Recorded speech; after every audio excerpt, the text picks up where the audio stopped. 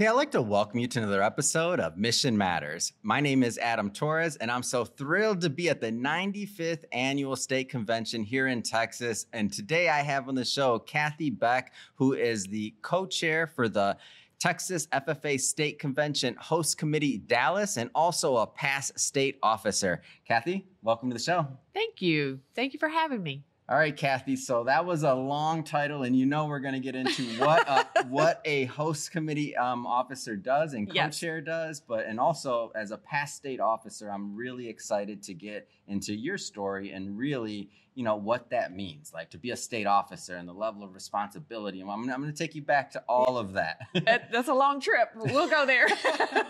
But just to get us kicked off, how did you originally get introduced to FFA?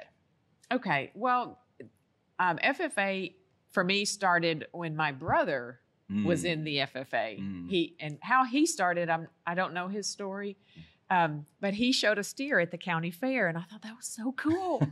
Showing a steer. You're leading him around like a dog, or you're just showing him. But then when I wanted to do that, I was like, oh, there's this organization associated with this ag class too. So I enrolled in the classes for my electives, and then also joined the FFA. So the desire to show a steer in the county fair is what led me to the FFA. Now, were you in an agricultural family overall, or? No, not really. We didn't do anything commercial agriculture. The people in my family had cattle and horses. I had an uncle who raised broilers for. No, and the reason I asked that too is because one of the things that I'm at convention doing is I'm trying to figure out and to see like all these different things, because I've noticed that there's people that have agricultural backgrounds, people that don't. There's people from all walks of life in FFA. Like sometimes, people think that, oh, you have to be a farmer or a rancher, and that's not the case. Like there's a lot of different skills and opportunities in Texas FFA overall, right? Absolutely, lots of opportunities, and because we weren't farmers, ranchers. We had a barn, so we put my steer in there, and I raised a hog one time too, one year. But it was that was my project. You had to have a project, and that was my chosen project. It doesn't have to be an animal, and it doesn't. There are lots of different avenues, I guess, for participating in FFA. How did those early years, like I want to stay in the early part a little longer, because we're talking a lot about development, and we're talking about the values and just what FFA brings to these members, these young adults as they're growing up in that organization. Like how did that affect you, do you feel, early on? And we're going way back there, way back there. I guess for me, I just did what a normal kid does. I'm in high school. This is what I want to do. So I'm going to enroll in that class. We're going to learn about breeds of animals and things like that. But so when I joined the FFA, there were these competition things going on. Wait, what? There's a contest for judging an animal? Wait, there's a contest for how to conduct a meeting? And I think that's what my nature is, one of competitiveness. So I'm like, I always want to win. I always going to go for it. And there's contests. Let's see what I can do. And then just putting in the effort and working to participate in those activities taught me some work ethic things. It started building the life skills that I call on daily today. And that started in the FFA. So you advance, and we'll get into the today part in a moment, but you advance through your let's say early years of Texas FFA, and you make it to state officer. Like, what does that mean? Like, that's a big deal. It was a big deal, and at that point in my life, it was the biggest deal it's huge. That had ever happened to me. Huge. So to be able to get up to the level of state vice president, you have to come up through the district and the area at that time. And so that meant I had to be a chapter officer. So I had to. It's a lot of responsibility. I had to run for office for that. That's a lot of responsibility. and then we conducted the meetings, and we talked about what contests we wanted to participate, all the things. And then I had to run for district office. So then I was elected there by the members. Our organization is still student-led, and members vote. And then I went to the area level.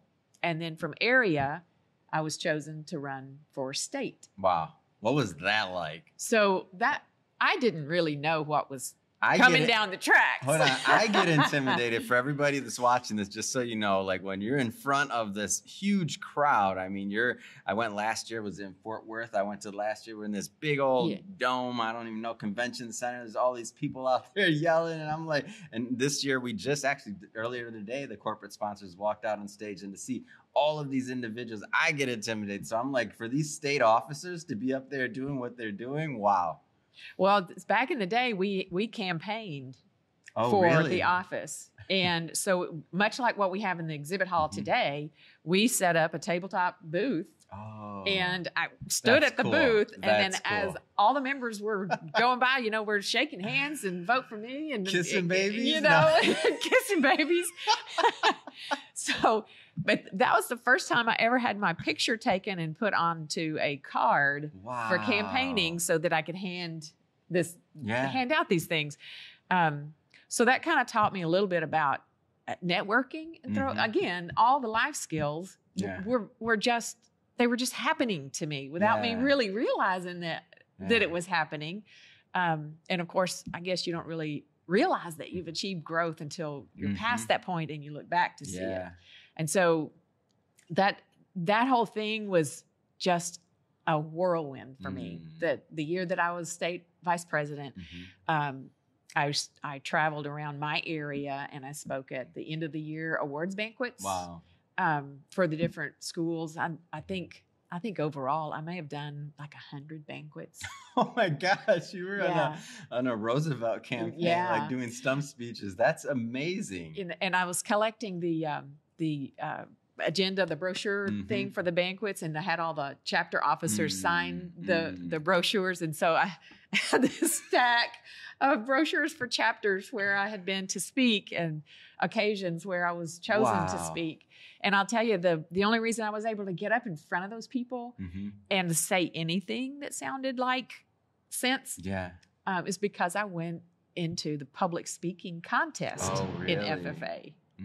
And preparing for that, learning how to speak impromptu on my feet. I did prepared public speaking, so I had my speech memorized. But for the questions after, you know, we had to do some answering and speaking on our feet. And so my ability to even address someone face to face and look them in the eye came from the preparation for that contest. And that's something that, so for everybody that's been watching this full series, you've heard multiple guests at this point that have told you about the idea that, you know, a Texas FFA member and student, they're going to look you in the eyes when they shake their hand. Like they're going to be respectful. They're, yes, ma'am, yes, sir. Like these are values that are taught, of course, at home, but also through the chapters. Am I off on that? No, you're exactly right on that. And that's why this is so strong, because it is consistent throughout our organization, through all levels.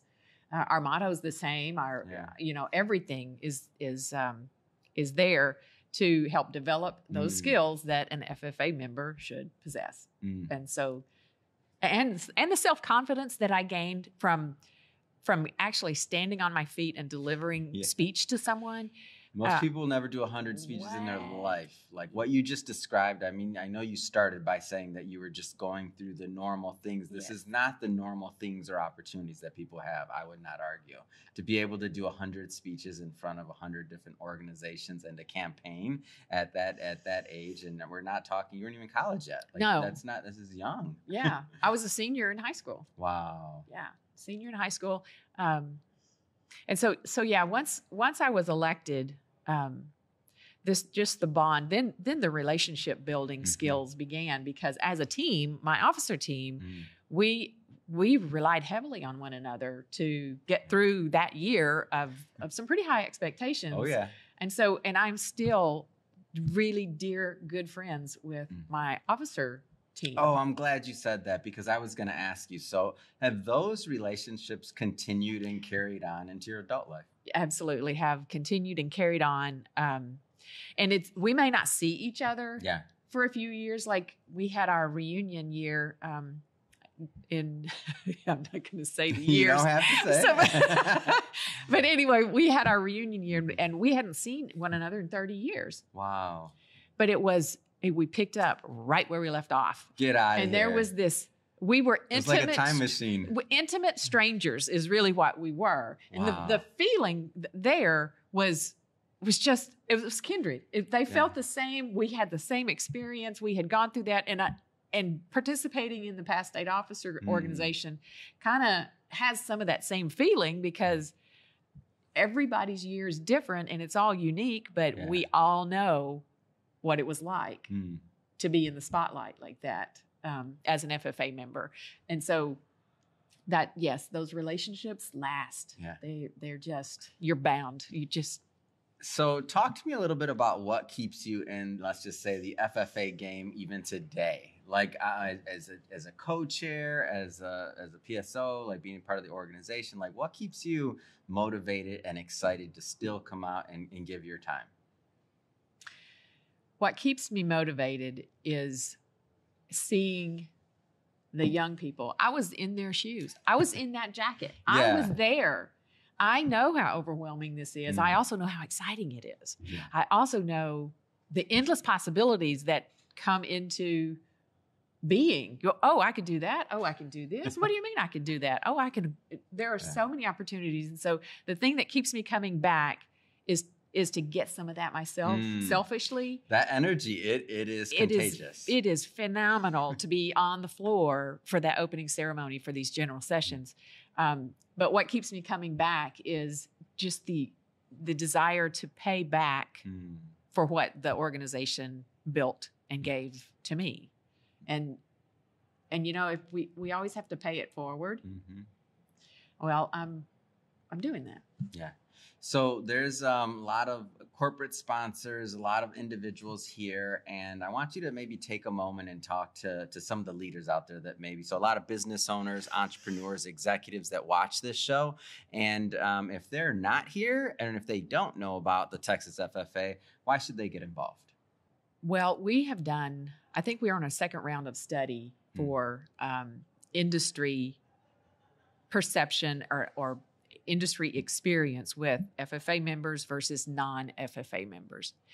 And industry, not just the ag industry, it's wherever an FFA member ends up in a career, we've targeted those and we have stats to back this up too, that corporations, hands down, value and get better productivity out of FFA members versus non-FFA members for most jobs. Most of the people that, I don't know the numbers off the top of my head, so I'm just speaking in generality, but just people who don't know about FFA, you should learn about what the students go through so you understand their skill level, because they're productive human beings. Yeah. They are good people, they're taught manners. I've been called Miss Beck, Miss Beck, Miss Beck so many times. The level of maturity is off the charts. I've been a lot of places. It's level of maturity it's off the charts. I forget that they're in high school. Right. I totally forget. Exactly. And you carry on a conversation at a high level with someone in high school, and it's just so impressive to see this kind of young person going out into the workforce. Yeah. So if you're a corporation, a sponsor, and you're looking for some sort of program, we have internships. You could just try one out, you know? Yeah. That's why, so last year, our story is last year we came to convention, and that's how I was just so impressed. We produced the Growing Our Future podcast with Aaron Alejandro, and that's how I got to see it. And Aaron was telling me, he's like, Adam, just come out. And I'm like, Aaron, we're a media company in Beverly Hills. Like, what am I going to do? We don't cover agriculture. And I'm like, I don't know what are we going to, he said, just come out. It's not just agriculture, not that agriculture is a bad thing. It just isn't what we covered. Yeah. And so I was like, all right, I'm coming, let's go.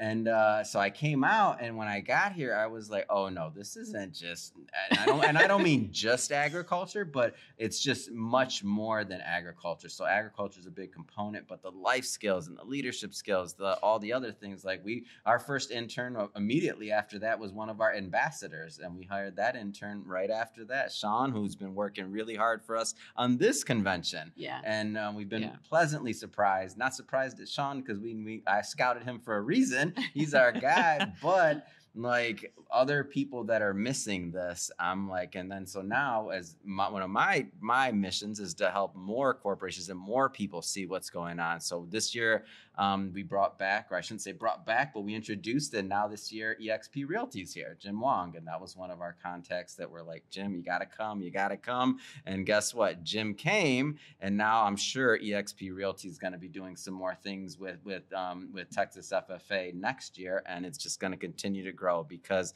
for anybody that's out there talking about there's talent or there's not enough talent or people don't want to work or this or that, come to Texas FFA.